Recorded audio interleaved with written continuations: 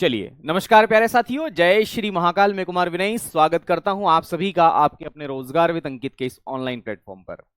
उम्मीद करता हूं आप सभी प्यारे साथी स्वस्थ होंगे, मस्त होंगे, लाजवाब होंगे और बहुत ही बेहतरीन तरीके से अपनी तैयारी में लगे होंगे। और साथ ही उस उम्मीद में भी होंगे कि अगला जो हमारा सम्मान समारोह होगा, है ना, दिल्ली पुलिस के लिए, है ना, तो उसमें हम जाएंगे और एक सम्मान, एक गौरव जो है फील करेंगे, अपने माता पिता को गौरवान्वित महसूस करने का मौका जरूर देंगे। जैसा कि कल जो आपका सम्मान समारोह हुआ था यूपी पुलिस के लिए, उसमें बहुत सारे छात्र छात्राएं वहां बीच में मौजूद थे, जिसकी वजह से शिक्षक को भी एक आत्मविश्वास की प्राप्ति होती है, बच्चों में भी एक आत्मविश्वास आता है। हमें भी ऐसा लगता है कि हमने जिन ऑनलाइन बच्चों को अभी तक केवल नाम सुने हैं, जिनके केवल कमेंट उनके चेक करे हैं, कमेंट देखे हैं, उन बच्चों से हम रूबरू हुए कि और इन बच्चों ने सिलेक्शन लिया, अपने घर परिवार का चिराग बने। तो वैसा ही कुछ आप भी ऐसा काम करेंगे और उसके लिए आपको भी नियमित रूप से पढ़ना पड़ेगा। वैकेंसी का नोटिफिकेशन आए नहीं आए उससे कोई मतलब नहीं है, ठीक है। हमें अभी से तैयारी हमारी क्या करनी पड़ेगी, एडवांस लेवल पर करनी पड़ेगी। तो जल्दी से एक बार क्लास के साथ जुड़ जाएं ताकि आज की इस कक्षा की हम विधिवत रूप से शुरुआत कर सके। और जैसा कि मैं याद कर पा रहा हूं, फ्राइडे के दिन हम लोगों ने जो क्लास करी थी वो करी थी दरअसल पंचवर्षीय योजना की। और जहां तक मुझे याद है 9वीं पंचवर्षीय योजना तक हम लोग बात कर चुके थे, है ना। मेरी आवाज क्लियर है, एक बार बता देंगे मुझे? आवाज और वीडियो क्लियर है, कोई दिक्कत वाली बात तो नहीं है? करें शुरुआत फिर हम। बहुत बढ़िया, जरूर जरूर जरूर मिलेगा आपको भी मौका, सबको मौका मिलेगा, है ना। पछतावा या रिग्रेट नहीं होना चाहिए। हमें यह सोचना चाहिए कि हम किस तरीके से वहां पहुंच सकते हैं, किस तरीके से वहां पर पहुंच करके एक अपना भी नाम, है ना, वहां पर रह सकते हैं, ठीक है। चलिए, तो हम लोगों ने अभी तक 9वीं पंचवर्षीय योजना के बारे में पढ़ लिया है। अब हम बिना किसी देरी किए बात करते हैं 10वीं पंचवर्षीय योजना के बारे में। तो मैं हेडिंग डालूंगा 10वीं पंचवर्षीय योजना, है ना, 10th 5 ईयर प्लान। तो 10वीं पंचवर्षीय योजना, सभी लोग लिखेंगे 10वीं पंचवर्षीय योजना है।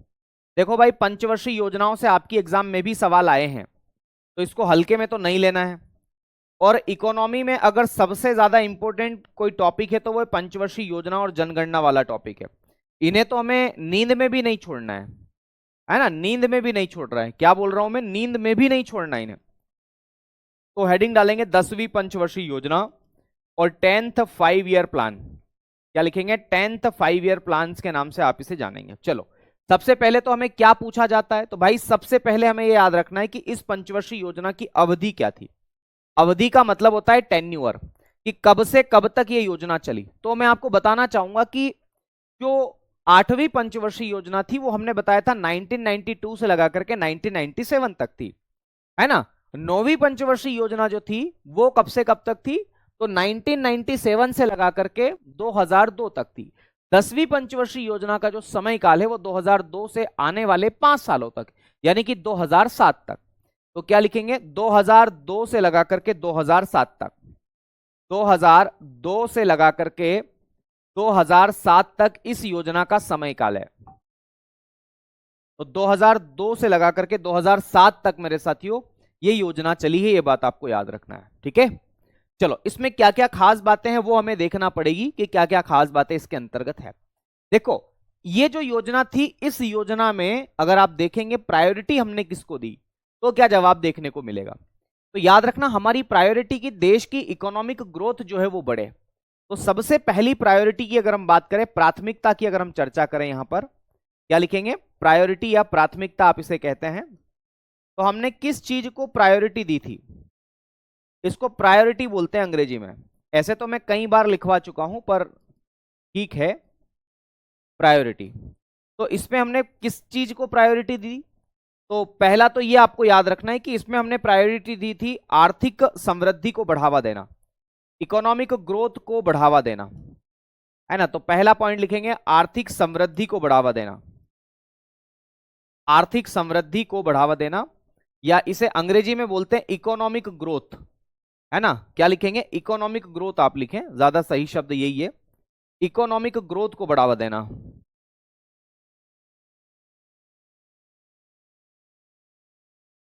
आर्थिक समृद्धि को बढ़ावा देना। इकोनॉमिक ग्रोथ, और हिंदी में इसे आर्थिक समृद्धि के नाम से जाना जाता है।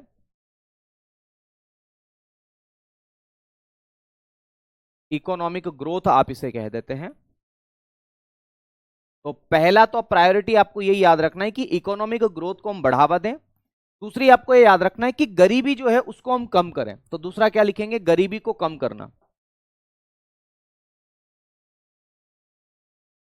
क्या लिखेंगे मेरे दोस्त? गरीबी को कम करना, है ना। तो पुअर्टी को कम करना, गरीबी यानी कि पुअर्टी, पुअर्टी। तो देश के अंदर गरीबी को क्या करना? कम करना, है ना। तीसरा आप लिख सकते हैं रोजगार को बढ़ावा देना। ठीक है राधे सर। रोजगार यानी कि एम्प्लॉयमेंट, एम्प्लॉयमेंट के नाम से आप इसे जानते हैं। तो रोजगार को बढ़ावा देना, यह बात भी आपको याद रखना है। ठीक है।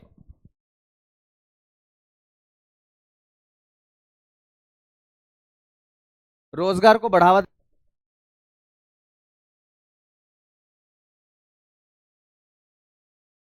है ना, रोजगार को बढ़ावा देना, एक तो ये हो जाएगा। इसके अलावा और क्या क्या? तो याद रखना समानता को बढ़ावा देना। अगला क्या लिखेंगे? समानता को बढ़ावा देना। समानता का मतलब होता है इक्वेलिटी। मैं यहीं पर लिख देता हूं, समानता को बढ़ावा देना। समानता, इसको बोलते हैं इक्वेलिटी।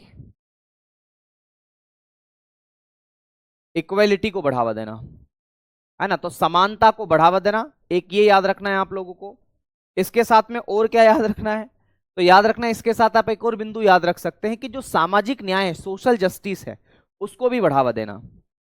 तो यहां पर लिखेंगे सामाजिक न्याय। सोशल जस्टिस का मतलब है, मैंने ऐसे आपको पिछली बार भी बताया है सोशल जस्टिस का मतलब क्या होता है, पर फिर से सुन लो कि सोशल जस्टिस का मतलब क्या होता है।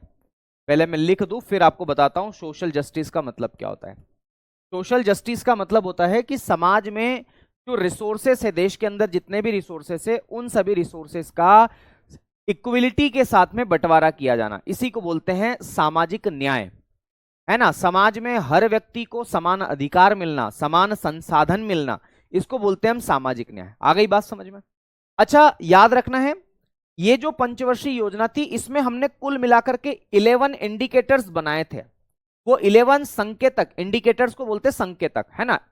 जैसे कि हम बात करें, शिक्षा को बढ़ावा देंगे हम लोग, गरीबी को कम करेंगे हम लोग, है ना। और उसमें कुछ फैक्ट भी थे कि शिक्षा में इतना % हम बढ़ावा देंगे, गरीबी को इतना % तक हम कम करने की कोशिश करेंगे, है ना। खाद्य सुरक्षा, जिसे फूड सिक्योरिटी बोलते हैं, जो पीडीएस का अनाज कंट्रोल की दुकानों से मिलता है, उसके अंतर्गत खाद्य सुरक्षा को बनाए रखेंगे, है ना। लोगों को जो है 1 रुपए किलो में गेहूं, 2 रुपए किलो में चावल की सुविधाएं देंगे, ये सब बातें। तो याद रखना है इसमें टोटल ऐसे कितने इंडिकेटर्स बनाए थे? तो 11 इंडिकेटर्स बनाए थे। कितने इंडिकेटर्स बनाए थे मेरे दोस्त? 11 इंडिकेटर्स बनाए थे, वो भी आपको याद रखना है। तो इसमें आप लोग लिखेंगे कि 11 संकेतकों, 11 इंडिकेटर्स जो है उसके आधार पर देश की इकोनॉमी को बढ़ावा देना इसमें रखा गया था। तो लिखेंगे 11 संकेतक, 11 संकेतक, 11 संकेतक। और संकेतक को हम लोग क्या बोलते हैं? इंडिकेटर्स। इंडिकेटर्स के नाम से आप इसे जानते हैं, है ना। 11 इंडिकेटर्स के आधार पर, के आधार पर इकोनॉमी को बढ़ावा देना, इकोनॉमी को बढ़ावा देना, को बढ़ावा देना। आपको पता होगा एक करंट न्यूज भी चर्चा में चल रही है कि भारत जो है दुनिया की चौथी सबसे बड़ी अर्थव्यवस्था बन गई है ना। इकोनॉमी को बढ़ावा देना, इसके ऊपर भी मैं आपको चर्चा कर दूंगा कि पहले नंबर पे कौन है, दूसरे पे कौन है और किस तरीके से है। तो ये 11 इंडिकेटर समझ में आ गए, 11 संकेतक समझ में आ गए। 11 इंडिकेटर्स का मतलब है कि कुल मिलाकर के 11 ऐसे पॉइंट्स हैं जिसको ध्यान में रखते हुए देश की इकोनॉमी को बढ़ावा देते हैं। जैसे मैंने बताया, शिक्षा में वृद्धि करना, रोजगार में वृद्धि करना, गरीबी को कम करना, है ना, लैंगिक समानता को बढ़ावा देना, ये सब बातें। ठीक है। फिर देखो इसके अंदर अगर आप देखोगे तो कुछ चीजें आपको याद करने को मिलेगी या देखने को मिलेगी। वो क्या क्या चीजें, मुझे आप बता सकते हो कि शिक्षा का अधिकार कब आया था? चलो, शिक्षा का अधिकार तो 2009 में आया था। सूचना का अधिकार कब आया था? सूचना का अधिकार, राइट टू इंफॉर्मेशन आप इसे कहते हैं। आरटीआई, सूचना का अधिकार, बता सकते हो सूचना का अधिकार कब आया था? इसको हम अंग्रेजी में बोलते हैं राइट टू इंफॉर्मेशन, आरटीआई बोलते हैं। आरटीआई ये आया था मेरे साथियों 2005 में। तो आरटीआई 2005 में आया, इस समय अवधि के दौरान ही आया ना, तो सवाल पूछा जा सकता है ना कि बताओ आरटीआई जो है वो किस पंचवर्षीय योजना के अंतर्गत आया? तो मेरे दोस्त 2005 में इसी 10वीं के अंतर्गत आया। आपने एक मनरेगा का नाम सुना होगा। मनरेगा का प्राचीन नाम जो था ना, मतलब पहला जब शुरू किया गया था तब इसका नाम था नरेगा, और ये नरेगा 2005 का ही है। 2006 में इसको लागू किया गया था आंध्र प्रदेश में, आपको पता होगा, है ना? तो याद रखना है जो नरेगा है, नरेगा, नरेगा इसको हिंदी में भी लिखते हैं, अंग्रेजी में भी इसे नरेगा के नाम से ही जानते हैं। नरेगा, नरेगा बांस, नरेगी बांसुरी, ऐसा कुछ बोलते हैं ना, नरेगा। खैर NREGA, और इसका फुल फॉर्म अगर आप लिखना चाहें तो लिख लीजिएगा, मैं बोल देता हूं। नेशनल, याद रखना क्या बोलते हैं इसे, national rural employment guarantee act, है ना? National rural employment guarantee act ये बना था 2005 में, और इसको लागू किया गया था 2006 में। तो आप लिख सकते हैं नरेगा 2005 में आया था, और अगर आप लिखना चाहें कि इसको लागू कब किया गया तो 2006 में इसको लागू किया गया था, है ना? तो ये नरेगा के बारे में भी मैंने आपको बताया। बाकी नरेगा के बारे में और भी बहुत सारी बातें हैं जिन्हें आपको पढ़ना चाहिए। 2004 में हमने एक नेशनल फूड सिक्योरिटी मिशन की शुरुआत भी करी थी, है ना? तो इसमें अगला बिंदु आप लोग ये लिख सकते हैं कि 2004 में हमने किसकी शुरुआत की थी? तो राष्ट्रीय खाद्य सुरक्षा मिशन इसे हिंदी में कहते हैं, राष्ट्रीय खाद्य सुरक्षा मिशन, राष्ट्रीय खाद्य सुरक्षा मिशन, राष्ट्रीय खाद्य सुरक्षा मिशन, राष्ट्रीय खाद्य सुरक्षा मिशन जो है इसकी हमने शुरुआत करी थी। इसको हम अंग्रेजी में बोलते हैं नेशनल फूड सिक्योरिटी मिशन, है ना? ये एक्ट नहीं, ये मिशन है, याद रखना। नेशनल फूड सिक्योरिटी एक्ट जो है ना वो 2013 में आया था। आ गई बात समझ में आप लोगों को? चलो इतनी बातें आपको समझ में आई है ना, इतना बताओ, है ना? 10वीं पंचवर्षीय योजना में और कोई बात आपको अगर ऐसा लग रहा हो कि छूटी छूटी है तो उसे हम लिख सकते, जैसे हम लिखते हैं अब कुछ लक्ष्य के बारे में लिख लेते हैं कि इस 10वीं पंचवर्षीय योजना में हमने लक्ष्य कितना बनाया था, टारगेट कितना बनाया था। लक्ष्य का मतलब क्या होता है? टारगेट, हमने कितना टारगेट बनाया था। तो इसमें हमने कितना टारगेट बनाया था 10वीं पंचवर्षीय योजना में कि कितनी ग्रोथ लेकर के हम आना चाहते हैं? तो हमारा प्लान तो था मेरे साथियों कि 8% की हम ग्रोथ लेकर के आए। कितनी? 8% की। तो 8% हमारा लक्ष्य था। क्या हम टारगेट इतना कर पाए? क्या हम प्राप्ति इतनी कर पाए मेरे दोस्त? हमने कितना अचीव किया? अचीव कितना किया हमने, ये बताओ। तो देखो हम इतनी तो नहीं कर पाए, लेकिन हाँ इसके आसपास कहीं ना कहीं हम बैठे, और वो कितना है तो 7.6%। इतनी हम लोग ग्रोथ रेट लेकर के आए। कितनी लेकर के आए? 7.6% की ग्रोथ रेट हम इसमें लेकर के आ चुके थे। तो ये भी आपको इसके अंतर्गत याद रखना है। लक्ष्य और प्राप्ति आप चाहें तो याद रख सकते हैं, पर मेरे ख्याल से आपको याद रख लेना चाहिए, क्योंकि बार बार, है ना, ये मौके नहीं मिलते परीक्षा देने के, तो फिर पढ़ लिया जाए थोड़ा ठीक ठाक तरीके से, ठीक है? अब मैं आपको एक और बात बताना चाहता हूं यहां पर कि एक बोर्ड की स्थापना की गई थी जिसको बोलते हैं राष्ट्रीय जैव ऊर्जा बोर्ड। 2004 में इसकी स्थापना की गई थी, है ना? जिसको हम लोग किस नाम से जानते हैं? नेशनल बायो एनर्जी बोर्ड के नाम से। तो वो भी मैं यहीं पर लिख देता हूं, यहां पर लिख देता हूं, राष्ट्रीय जैव ऊर्जा बोर्ड। 2004 में किसकी स्थापना की गई थी? तो राष्ट्रीय जैव ऊर्जा बोर्ड, जैव ऊर्जा बोर्ड।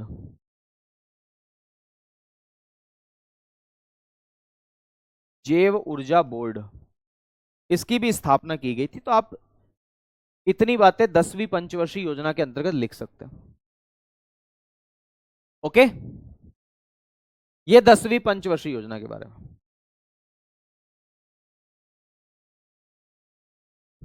ठीक है ना? हाँ जी, बाकी आप 2-4 लाइनें छोड़ सकते हैं, अगर आपको कोई और चीजें याद आ रही हो तो आप इसमें एड ऑन कर सकते हो, ठीक है?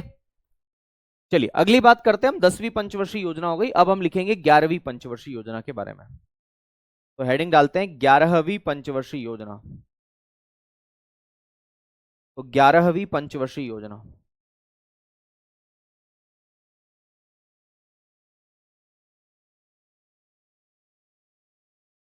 ग्यारहवीं पंचवर्षीय योजना,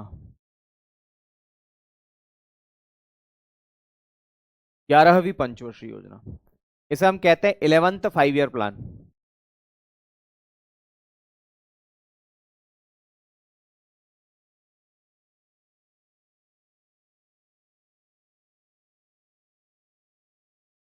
ग्यारहवीं पंचवर्षीय योजना। और अगर 11वीं पंचवर्षीय योजना की अवधि की हम बात करें तो बस उसके आगे 5 साल और जोड़ लो। 10वीं पंचवर्षीय योजना 2007 तक चली ना, तो 2007 से लगा करके 5 साल और जोड़ लो 2012 तक, ये 11वीं पंचवर्षीय योजना चली। ठीक है, तो तिथि जरूर लिखेंगे 2007 से लगा करके 2012 तक, 2007 से लगा करके 2012 तक ये पंचवर्षीय योजना चली मेरे साथियों, 11वीं पंचवर्षीय योजना। ठीक है ना, 11वीं पंचवर्षीय योजना, इसके अंतर्गत आपको याद रखना है। ओके, तो 11वीं पंचवर्षीय योजना के बारे में इतनी बातें। अब हमें देखना होगा कि 11वीं पंचवर्षीय योजना में क्या क्या घटनाएं घटी, क्या क्या बातें हुई है। तो सबसे पहले तो आपको यह याद रखना है, जहां पर मॉडल जरूरी होगा मैं वहां पर जरूर लिखवाऊंगा। ठीक है भाई, यहां पर जैसे 11वीं में जरूरी मॉडल है तो मैं आपको लिखवा देता हूं। इसके अंदर लिखना, जो मॉडल अपनाया गया था उसका नाम था सी रंगराजन मॉडल। कौन सा मॉडल था? सी रंगराजन मॉडल, सी रंगराजन, सी रंगराजन मॉडल आप इसे कहते हैं। हिंदी अंग्रेजी दोनों में सेम ही है, इसमें क्या परिवर्तन करेंगे बेटा। तो इसमें मॉडल जो था वो सी रंगराजन मॉडल था, ये आपको याद रखना है। सवाल आता है, कई बार आया है, ऐसे सवाल अक्सर परीक्षा में बनते हैं।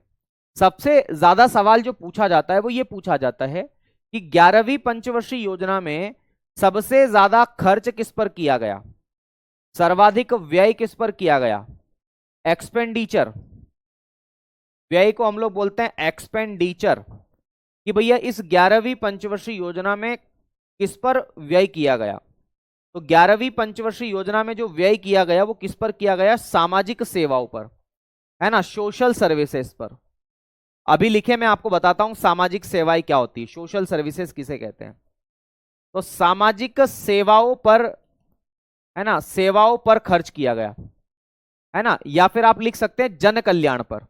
सामाजिक सेवाओं को हम सोशल सर्विसेज कहते हैं ऐसे तो अंग्रेजी में, सोशल सर्विस, इस पर ज्यादा ध्यान दिया गया, खर्च किया गया।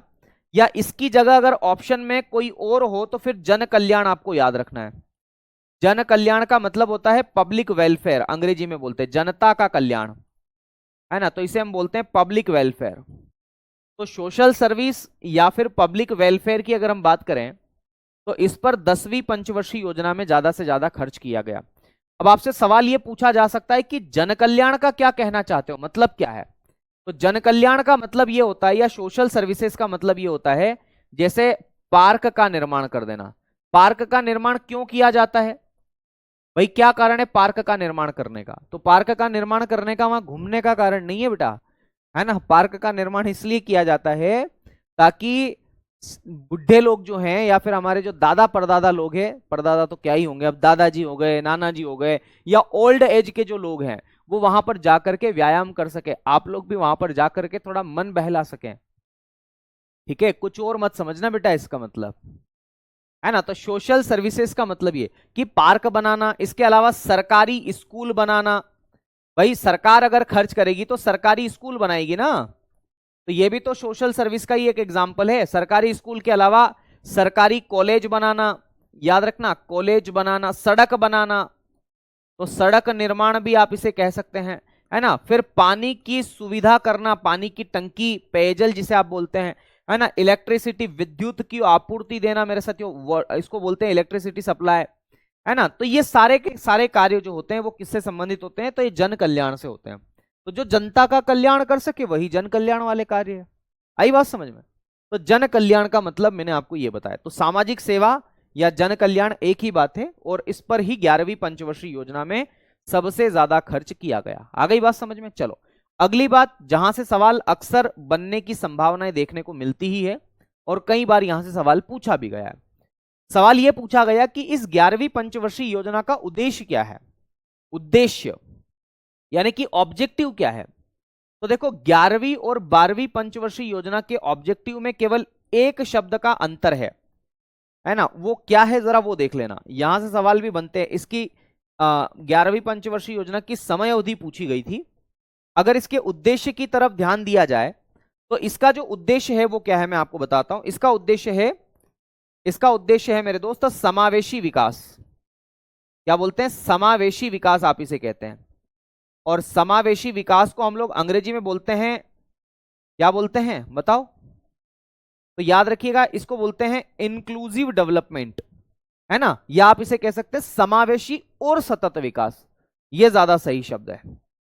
तो क्या लिखेंगे? समावेशी और सतत विकास। और सतत विकास। तो समावेशी और सतत विकास इसका उद्देश्य। इसे अंग्रेजी में बोलते हैं, समावेशी को हम बोलते हैं इंक्लूसिव।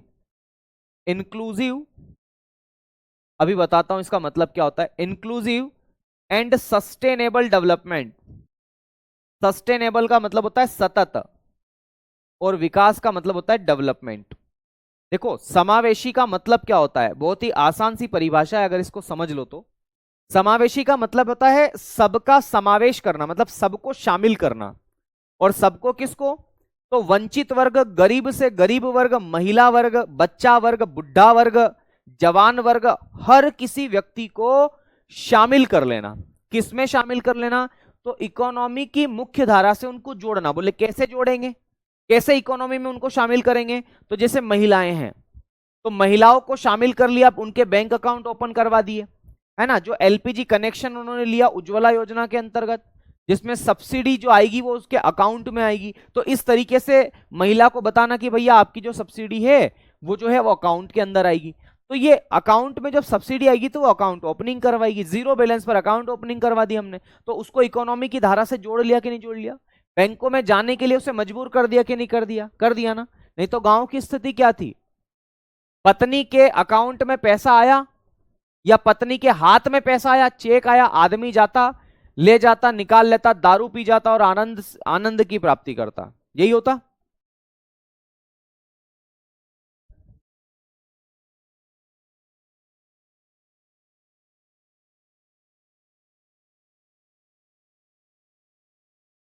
है ना। तो मैं क्या बोल रहा कि दारू पिए बढ़िया मस्त, और महिला की चोटी पकड़ कार्यक्रम चलता था, चोटी पकड़ ली जाती थी, कूटापीटी होती थी, मतलब बहुत खराब स्थिति, दयनीय स्थिति थी भाई।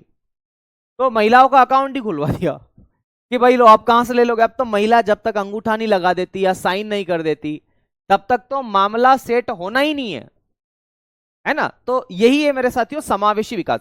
सतत का मतलब होता है कंटिन्यूअस, लगातार चलने वाला, उसको बोलते हैं सस्टेनेबल। तो ऐसा विकास जिसमें हर वर्ग के लोगों को इकोनॉमी की मुख्य धारा के साथ में जोड़ा जाए, उसको बोलते हैं समावेशी सतत विकास। आ गई बात समझ में आप लोगों को? ये दरअसल इसका उद्देश्य था। अगर हम बात करें कि इस 2007 से लगा करके 2009 में कौन कौन, 2012 तक में कौन कौन सी घटना हुई, तो जहां तक मैं याद कर पा रहा हूं, राइट टू एजुकेशन, जिसे आप लोग बोलते हैं शिक्षा का अधिकार, ये 2009 में आया था मेरे भाई। शिक्षा का अधिकार, राइट टू एजुकेशन आप इसे कहते हैं, है ना। इसे अंग्रेजी में आरटीई बोलते हैं, आरटीई, राइट टू एजुकेशन। तो शिक्षा का अधिकार 2009 में आया, है ना। ये भी इसी पंचवर्षीय योजना के दौरान आया था। तो सवाल ऐसे भी तो पूछ सकता है ना कि कौन सी पंचवर्षीय योजना में शिक्षा का अधिकार आया।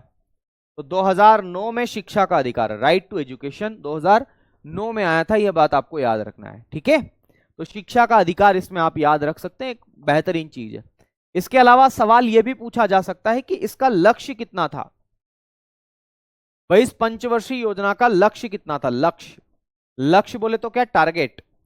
तो याद रखना मेरे दोस्त, इसका जो टारगेट हमने बनाया था, है ना, 11वीं पंचवर्षीय योजना का जो हमने टारगेट बनाया था वो कितना बनाया था? तो 9% की प्राप्ति करना इसका टारगेट बनाया था, है ना। देश की जीडीपी का 9% अगर हमने अचीव कर लिया तो बड़ी अच्छी बात होगी, ऐसा हमने टारगेट इसके अंदर बनाया था।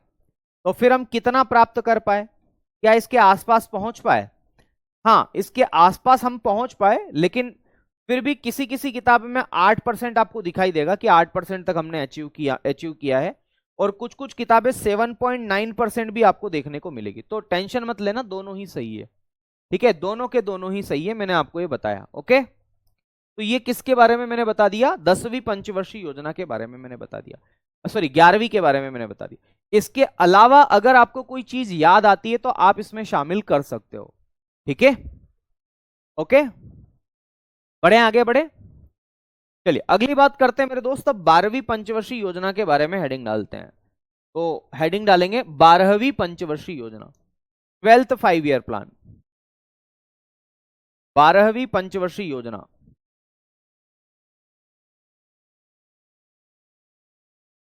बारहवीं पंचवर्षीय योजना,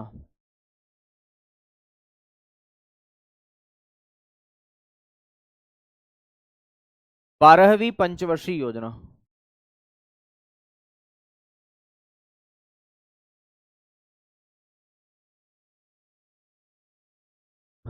बारहवीं पंचवर्षीय योजना।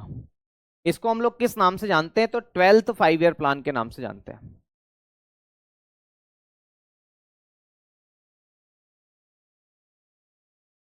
ट्वेल्थ 5 ईयर प्लान के नाम से आप इसे जानते हैं। तो 12वीं पंचवर्षीय योजना के बारे में हम लोग थोड़ा सा जान लेते हैं कि क्या है। सबसे पहले तो हमें ये याद रखना पड़ेगा कि ये योजना कौन सी योजना थी। तो इसकी तिथि आप लोग याद रखें, 2012 से लगा करके 2017 तक, 5 सालों तक ये बनाई गई थी।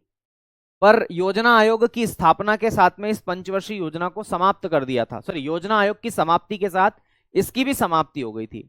तो 12वीं पंचवर्षीय योजना मेरे दोस्त ये अंतिम पंचवर्षीय योजना थी। तो इसमें पहला बिंदु लिखेंगे अंतिम, लास्ट 5 ईयर प्लान थी, अंतिम योजना थी, है ना। तो क्या याद रखेंगे? Last 5 year plan, last 5 year plan थी, ठीक है। इसका उद्देश्य क्या था? इसका उद्देश्य क्या था?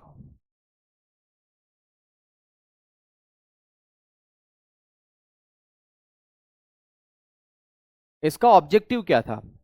तो देखो, जो 11वीं पंचवर्षीय योजना था ना, वही इसका उद्देश्य था। बस केवल एक शब्द जोड़ लेना, आगे शब्द जोड़ लेना तीव्र, बस तीव्र शब्द जोड़ लेना। तो इसमें लिखेंगे तीव्र, तीव्र सतत समावेशी विकास, तीव्र सतत समावेशी विकास। पहले था समावेशी सतत विकास या सतत समावेशी विकास, एक ही बात है। अब केवल एक शब्द जुड़ा हुआ है, तीव्र। आ गई बात समझ में? और इसको हम अंग्रेजी में किस नाम से जानते हैं? Faster, faster, faster sustainable, sustainable inclusive development, inclusive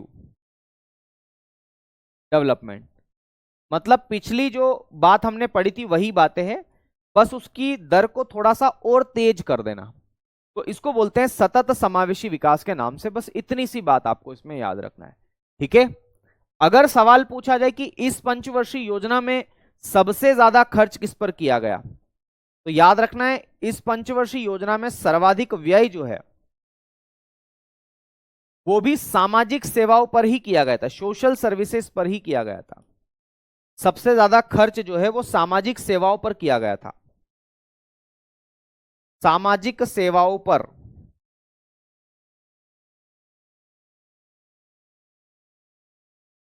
सामाजिक सेवाओं पर, सामाजिक सेवाओं पर सबसे ज्यादा खर्च किया गया था, है ना। वही सोशल सर्विसेज बोलते हैं इसको। जो 11वीं में है ना, वही सेम है, कोई अंतर नहीं, कोई अंतर नहीं है, ठीक है। बस इस पंचवर्षीय योजना में हमने खाद्य सुरक्षा को बढ़ावा देने के लिए 2013 में एक एक्ट लेकर के हम आ गए। और वो एक्ट कौन सा था? उसका नाम था नप्सा एक्ट, NFSA। इसका फुल फॉर्म जरूर याद रखना है, सवाल यहां से आ सकता है इसके फुल फॉर्म को लेकर के। इसको हम लोग बोलते हैं नेशनल फूड सिक्योरिटी एक्ट। क्या बोलते हैं? National food security act. तो लिखेंगे नेशनल फूड सिक्योरिटी एक्ट,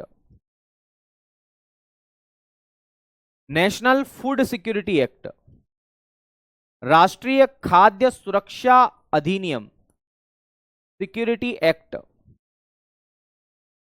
है ना, राष्ट्रीय खाद्य सुरक्षा अधिनियम आप इसे कहते हैं, 2013 में आया था। बाकी देखो, प्रधानमंत्री जनधन योजना की शुरुआत 2014 में की गई थी। मेक इन इंडिया की शुरुआत भी 2014 में ही की गई थी। बेटी बचाओ बेटी पढ़ाओ की शुरुआत भी 2015 में कर दी गई। तो ऐसी योजनाएं हैं जो सवाल बना करके पूछी जा सकती है कि ये योजना किसके अंतर्गत शुरू की गई थी। तो घबराना नहीं है इन सब चीजों से। ओके, अगली बात आपको ये याद रखना है कि ये जो 12वीं पंचवर्षीय योजना है ना, इसको नीति आयोग की समाप्ति, नीति आयोग के निर्माण के साथ इसको समाप्त कर दिया था। तो लिखेंगे यह योजना आयोग की समाप्ति के साथ, यह योजना आयोग की समाप्ति के साथ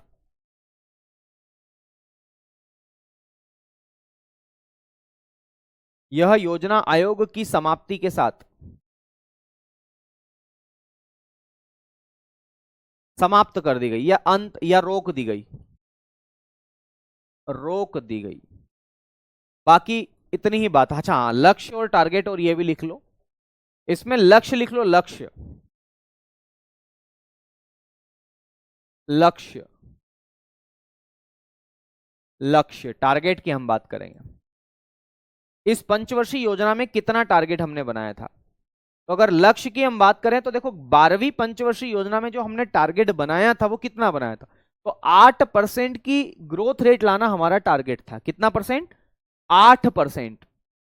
8% की ग्रोथ रेट लाना हमारा टारगेट था। हम कितना प्राप्त कर पाए, तो देखो लक्ष्य से ज्यादा ही हमने प्राप्त किया है। तो हमने प्राप्ति कितनी की है, अचीवमेंट कितनी की है, 8.2% की लगभग की है। तो लिखेंगे 8.2%, 8.2% की हमने प्राप्ति की है। ओके, तो ये 12वीं पंचवर्षीय योजना के बारे में। तो शायरी सुनाओ बेटा। शायरी कहां आती है अपने को, है ना, शायरी वाले है ही नहीं अपन, अपने को आती ही नहीं है, मोटिवेट ही नहीं कर पाते अपन, है ना। शायरी तो क्या, ऐसे में नहीं सुनाता हूं शायरी, है ना, मतलब सुनाने में वो कुछ नहीं है, मुझे आती ही नहीं है।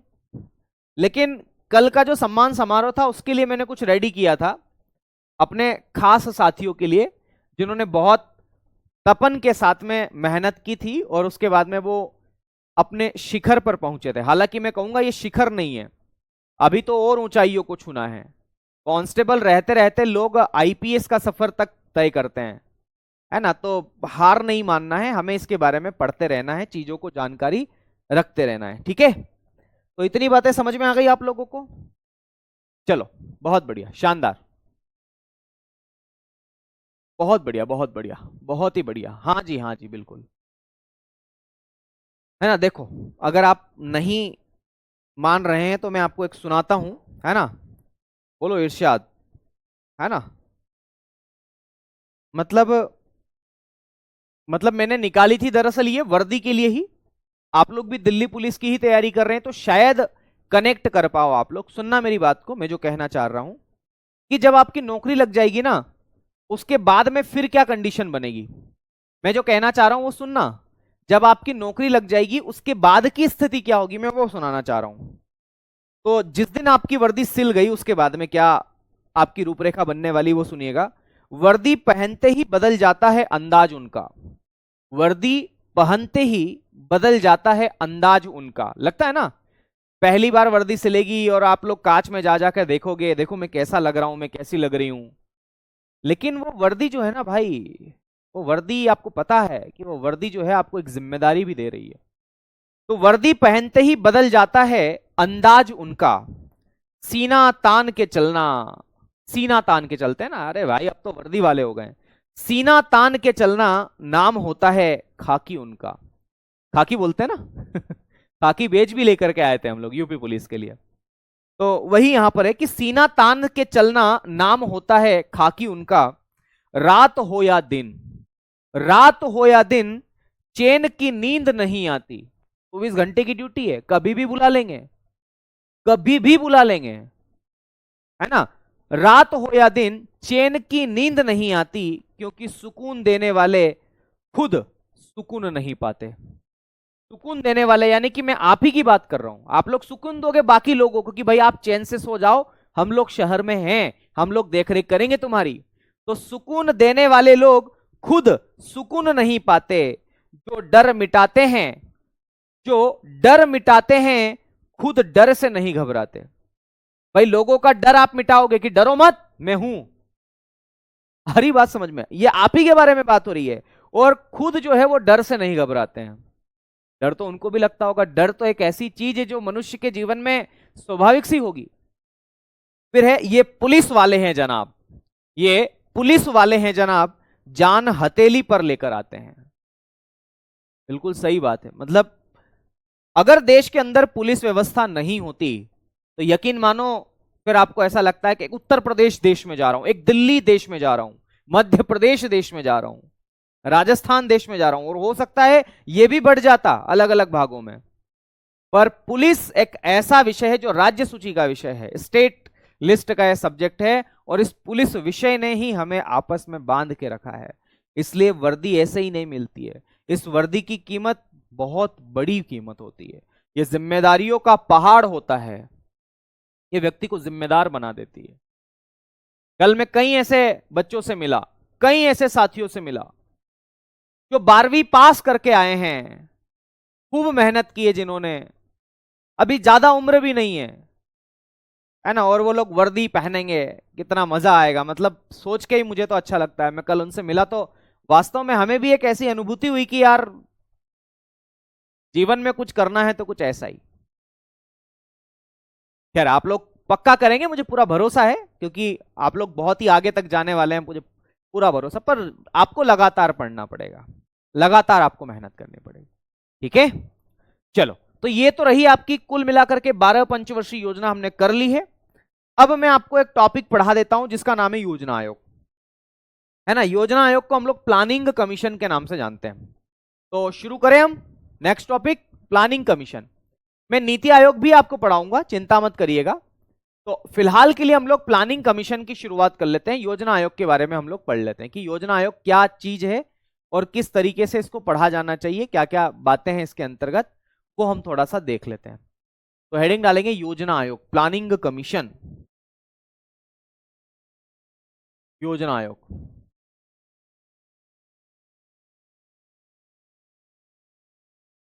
योजना आयोग, है ना, इसको हम अंग्रेजी में किस नाम से जानते हैं? प्लानिंग कमीशन के नाम से जानते हैं।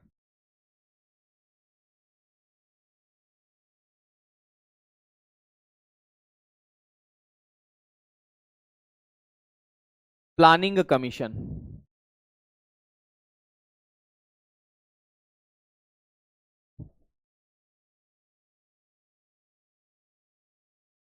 प्लानिंग कमीशन, योजना आयोग या प्लानिंग कमीशन के नाम से आप इसे जानते हैं, है ना। प्लानिंग कमीशन के नाम से आप इसे जानते हैं, योजना आयोग या फिर प्लानिंग कमीशन आप इसे कहते हैं।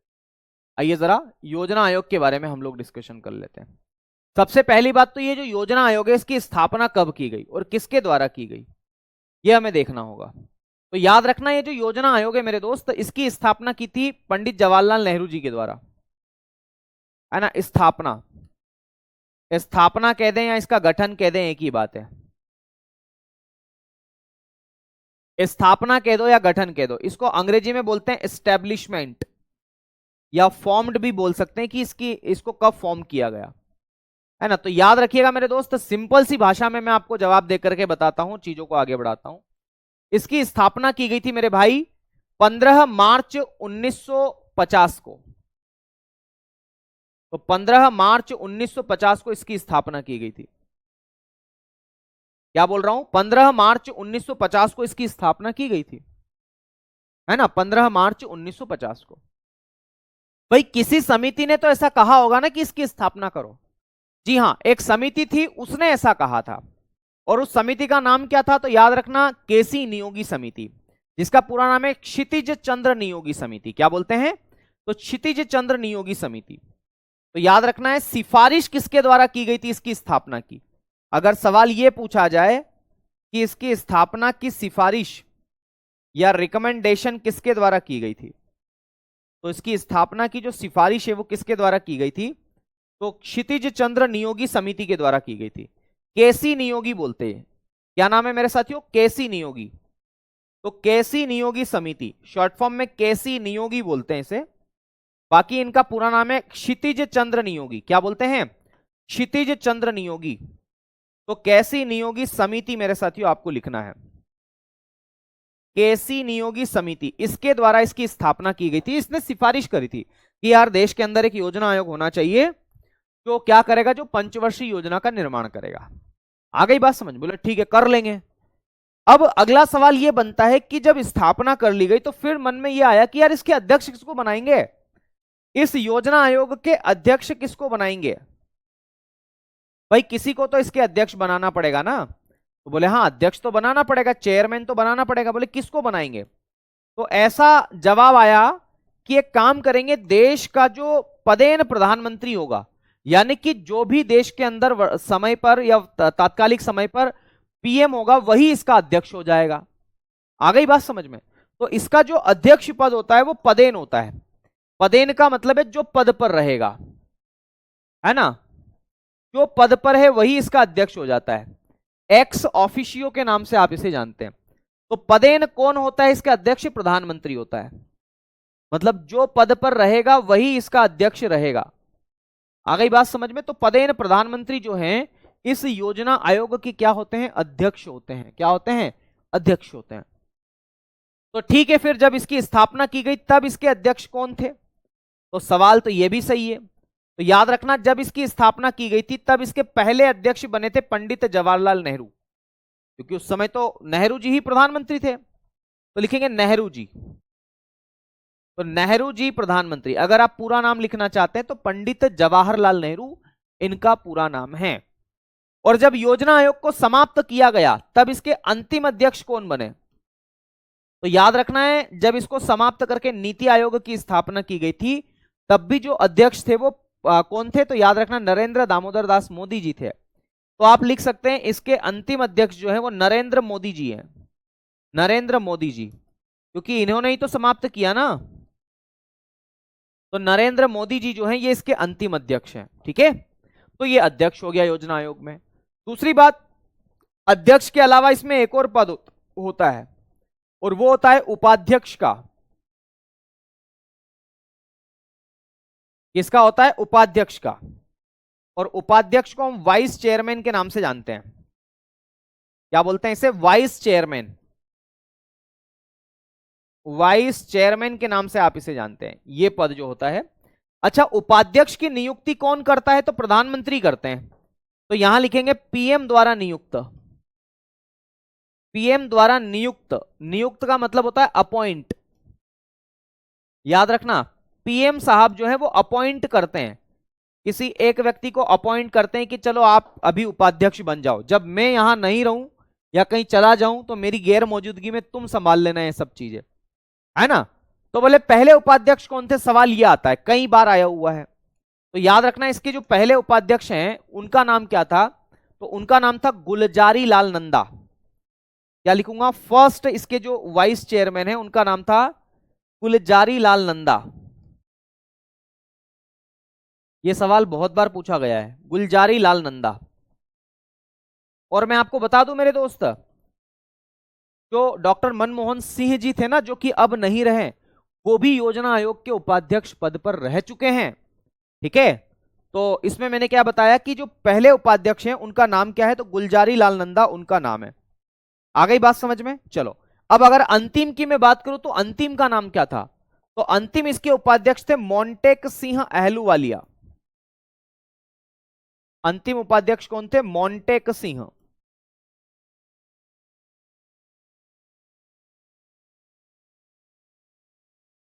अहलूवालिया। मोंटेक सिंह अहलूवालिया इसके अंतिम उपाध्यक्ष थे, है ना। क्या नाम था? मोंटेक सिंह अहलूवालिया। अच्छा, उपाध्यक्ष की नियुक्ति किसके द्वारा की जाती है? तो अध्यक्ष के द्वारा की जाती है। आ गई बात समझ में? दोनों बातें समझ में आ गई आप लोगों को? कोई दिक्कत वाली बात तो नहीं है ना? आगे बढ़ सकते हैं। अगली बात यह है मेरे दोस्त कि योजना आयोग का मुख्यालय कहां पर है। सवाल यहां से भी बनता है कि योजना आयोग का मुख्यालय कहां है। तो योजना आयोग का जो मुख्यालय है वो नई दिल्ली में है। भारत की राजधानी नई दिल्ली है ना, वैसे ही इसका मुख्यालय भी जो है वो कहां पर है, हेडक्वार्टर, तो नई दिल्ली। तो याद रखना है नई दिल्ली में इसका मुख्यालय लिखेंगे।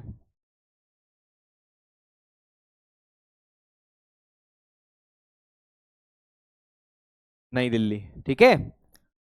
फिर सवाल बन सकता है क्या क्या योजना आयोग का जो स्थापना की गई थी, तो योजना आयोग का जिक्र कहीं संविधान की किताब के अंदर है क्या? नहीं। तो फिर कहां है? किसी एक्ट को बना करके योजना आयोग की स्थापना की गई? बोले नहीं। तो फिर कैसे की गई? तो योजना आयोग क्या करता है, सरकार को सलाह देता है। इसकी स्थापना का जिक्र संविधान की किसी किताब में नहीं है, न ही किसी अधिनियम में है। तो फिर ये है क्या? ये सलाह देता है, इसीलिए इसका जो नेचर है वो कैसा है, सलाहकारी है। तो याद रखना है इसकी प्रकृति। अगला क्या लिखेंगे, इसका नेचर। इसका नेचर मतलब ये कैसी संस्था है, क्या करती है संस्था। अभी कार्य भी लिखवाऊंगा, पर फिलहाल इसके नेचर के बारे में हम चर्चा कर लेते हैं, इसकी प्रकृति के बारे में हम चर्चा करते हैं। तो याद रखना मेरे भाई, इसकी जो प्रकृति है वो कैसी है, गैर संवैधानिक भी आप इसे बोल सकते हैं, नॉन कॉन्स्टिट्यूशनल। गैर संवैधानिक मतलब संविधान के अंदर नहीं है, गैर संवैधानिक का मतलब संविधान विरोधी नहीं होता है, याद रखना है। गैर संवैधानिक, इसको अंग्रेजी में क्या बोलते हैं, नॉन कॉन्स्टिट्यूशनल। तो नॉन कॉन्स्टिट्यूशनल, नॉन कॉन्स्टिट्यूशनल आप इसे कह सकते हैं, या फिर इसे सलाहकारी भी बोल सकते हैं, सलाहकारी, एडवाइजरी बॉडी आप, या फिर परामर्शदात्री भी बोल सकते हैं, एडवाइजरी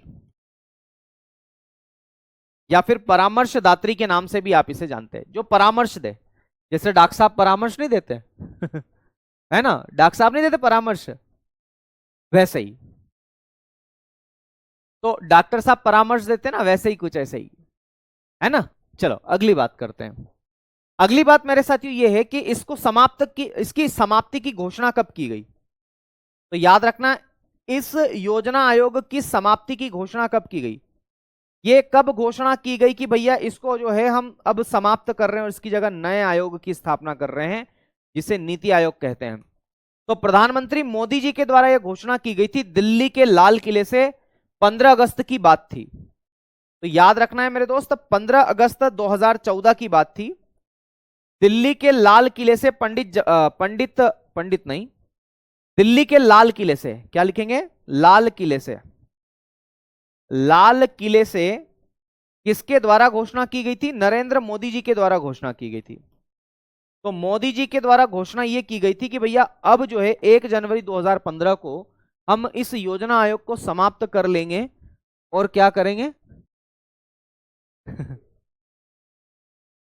इस योजना आयोग को समाप्त करके नीति आयोग की स्थापना करेंगे, है ना। तो इसकी घोषणा 15 अगस्त 2014 को लाल किले से की गई थी, मोदी जी के द्वारा की गई थी, ठीक है।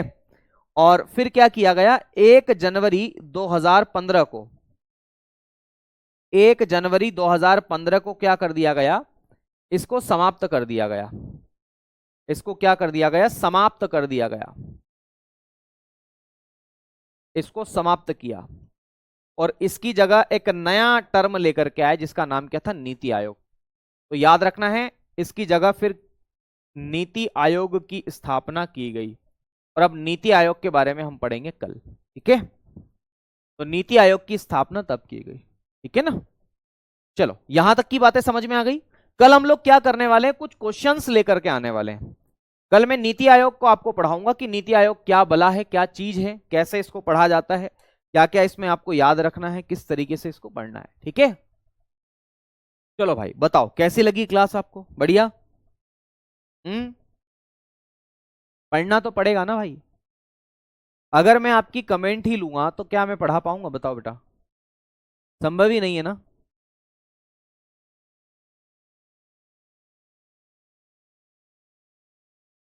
बिल्कुल आप टेलीग्राम में मैसेज कर सकते हैं बेटा।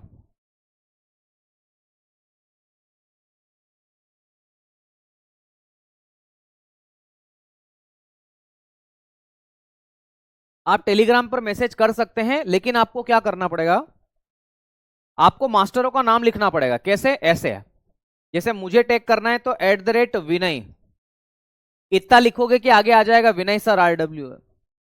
है ना, बस टेक कर दो कि मार साहब ये समस्या आ रही है, पंचवर्षीय योजना में ये बात समझ में नहीं आई।